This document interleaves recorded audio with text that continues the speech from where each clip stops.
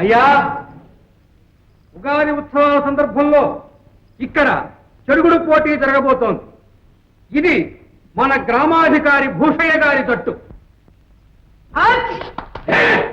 ఇదంతే గండభేరుండ తట్టు. దీంతో పోటీ చేయదలుచుకున్న వాళ్ళు ముందుకు రావచ్చు. మా జట్టు ఉంది. మీ జట్టు పేరు? గజబిడి జట్టు, ఇది పుడుం పట్టు జట్టు. రాజా, భూషయ్య జట్టు సంగతి నీకు తెలుసు. అందరూ మెలికలు తిరిగిన ఆటగాళ్ళు. వాళ్ళతో పోటీ పడి అవమానం పాలవు. మాది రామదండు జట్టు. గోదావరి దిగమనండి, అప్పుడు తెలుస్తుంది.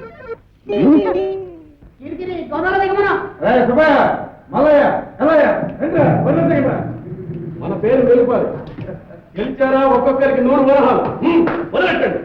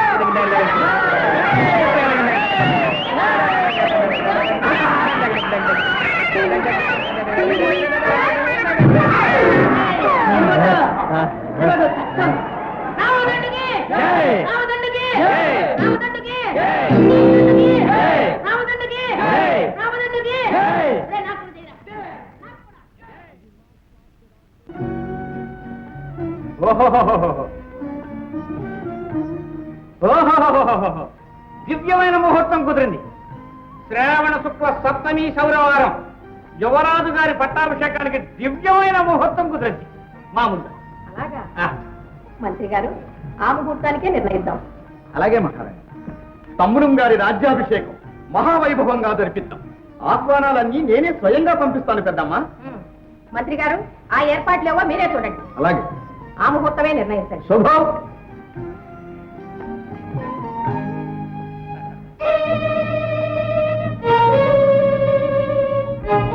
అల్లుడు వచ్చేదాకా అమావాస్య ఆగదు. ఆలోచిస్తూ కూర్చుంటే యువరాజు గారి పట్టాభిషేకం మామూలుగా జరిగిపోతుంది. దానికి ఇంకా వ్యవధి ఉందిగా. ఈలోగా ఆ అవకాశం మనం ఉపయోగించుకుందాం. ఏం చేయమంటారు? యువరాజు పట్టాభిషేకం ఘనంగా చెయ్యాలి అనే సాకుతో పన్నులు విధించి ప్రజల నుంచి ధనం వసూలు చేద్దాం. పన్నులు కట్టలేక ప్రజలు సతమతమైపోవాలి. తమ కష్టాలకు కారకుడు యువరాజే అని భావించాలి.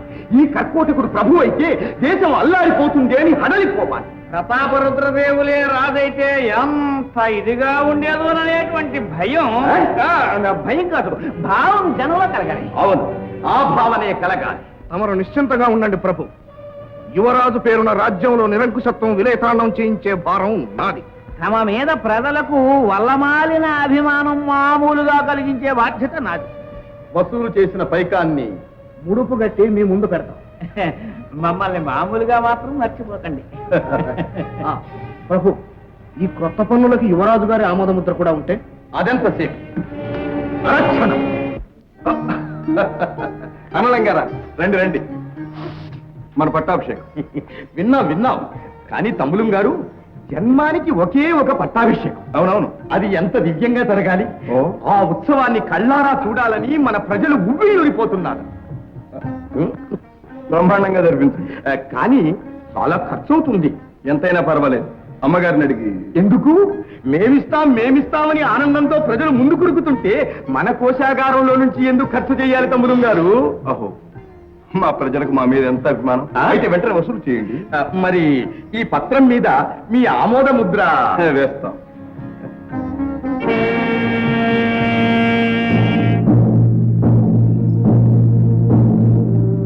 అందరూ జాగ్రత్తగా వినాలి. యువరాజా గారి రాజ్యాభిషేకం జరగబోతుంది. అందుకని తాహీదులు అంపారు. కనకయ్య చదువు. యువరాజు గారి పట్టాభిషేకం సందర్భంగా ప్రజలు చెల్లించవలసిన అదనపు సుంకాలు. ఎవరు ఏ వృత్తి చేసినా ఆ వృత్తి చేస్తున్నందుకు సుంకం చెల్లించాలి. ఆవు, మేక, గుర్రం, గాడిద, కోడి, బాతు ఇలాంటివి పెంచుతున్నందుకు, నీటి వనరులు ఉపయోగిస్తున్నందుకు, ఇళ్లు కట్టి నివసిస్తున్నందుకు, ముప్పూటలా భోజనం చేస్తున్నందుకు, ఒంటి నిండా గుడ్డ కడుతున్నందుకు, ఏటేటా పిల్లల్ని కట్టున్నందుకు, వినోదాలకు, వివాహాలకు పేరు పేరున సుంకాలు చెల్లించాలి. ప్రతి ఒక్కరూ తమ ఆదాయంలో 4వ వంతు రాజభాగంగా ఇవ్వాలి. బుషయ్య, పోనీ ఓ పని చేయకూడదు? ఏదైనా అమావాస్య అర్ధరాత్రి పూట చూసి నువ్వు రాకూడదు? ఇంతే. ఎందుకు? అదే అందరం కలిసి వెళ్ళి రాజుగారి ఖజానా తిరిగి చేద్దాం. ఏమిటా వేళాకోళం? వేళాకోళం కాదు. నువ్వే దొంగ వరకుంటే నిన్ను మించిన దోపిడి దొంగలాగున్నాడే యువరాజు. ఏమన్నా? ఉన్నమాటన్నా. రాజుగారి ఆజ్ఞను ధిక్కరించి మాట్లాడతావు. రాజుట రాజు. ఇక్కడ ప్రజలందరూ అర్థాకలితో అలమటిస్తూ ఉంటే అక్కడ నృత్యగాన కేళీ విలాసాలలో తేలిపోయేవాడా రాజు? కట్ట గుడ్డ లేక చింటి గుడ్డలతో ప్రజలు అవస్థపడుతూ ఉంటే చీనాంబరాలతో వినోదించేవాడా రాజు? కండలు కరిగించి అహోరాత్రాలు కష్టించే ప్రజల ధనాన్ని దోచుకుని పట్టాభిషేకం చేసుకోవాలనుకుంటున్నవాడు రాజు కాదు, రాక్షసుడు, ప్రజల కంటకుడు. ప్రజల కష్ట సుఖాలను గమనించని ఆ నిరంకుశాగ్రమే పాటించు. ఒక్క చిల్లి గవ్వ కూడా కప్పని చెల్లించు. ఇదే మా నిర్ణయం. ఏం చేస్తారో చెప్పండి. రాజమాట అక్షరాలా సత్యం. వీడి మాటలు నమ్మకండి. ఇతండ వాదంతో మీ అందరిని పెడదాలు పట్టించాలని చూస్తున్నాడు. నువ్వు ఉద్ధరిస్తున్నావు. ఎక్కడో యువరాజు గారి పట్టాభిషేకమని ఇక్కడ కష్టపడే వాళ్ళ కడుపులు కొడుతున్నావు. జాగ్రత్త, దేనికైనా ఒక హద్దు ఉంది. అవును, మీరు హద్దు మీరిపోతున్నారు. తర్వాత బాగుండదు. ఇంత పొగరా? చూస్తారే, బంధించండి. వీళ్ళిద్దరిని బంధించండి. అది ముందుకు వచ్చారా? పొలాలు పెట్టి వెళ్ళి యువరాజుతో చెప్పండి. నోరు లేదన్న భ్రమతో అమాయకులైన ప్రజల్ని దోచుకు తినాలనుకుంటున్నారేమో. అదేమీ సాగదు. ప్రజాశక్తి విజృంభించిందా మీ ప్రభుత్వాన్ని కుక్కటి వేలతో పెళ్లగించి వేస్తుంది. ఇది నా మాట, నా హెచ్చరిక. వెళ్ళండి. ఎవరైనా సరే ఆ రాజద్రోహిని బంధించిన వారికి 10,000 వరహాలు బహుమానం.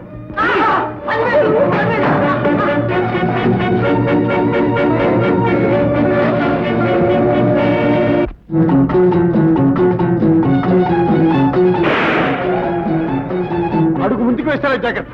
వచ్చిందని వెనక్కి వెళ్ళండి. రాజా, ఇంతమందిని ఎదుర్కొంటం నీ ఒక్కడి తరం కాదు. మర్యాదగా లొంగిపో. ప్రాణాలతో లొంగిపోతున్నా. మీలో మానవత్వం లేదు. మీకోసం ప్రభుత్వంతో పోట్లాడుతున్న సాటి గ్రామస్తుణ్ణి పట్టి అప్పగిస్తారా? మానవత్వం మరవరాలంటూ కూర్చుంటే 10,000 ఎట్టా వస్తాయి? లొంగిపో. ప్రాణాలతో లొంగితే కల్లా ఉన్న 2 పట్టుకోండి.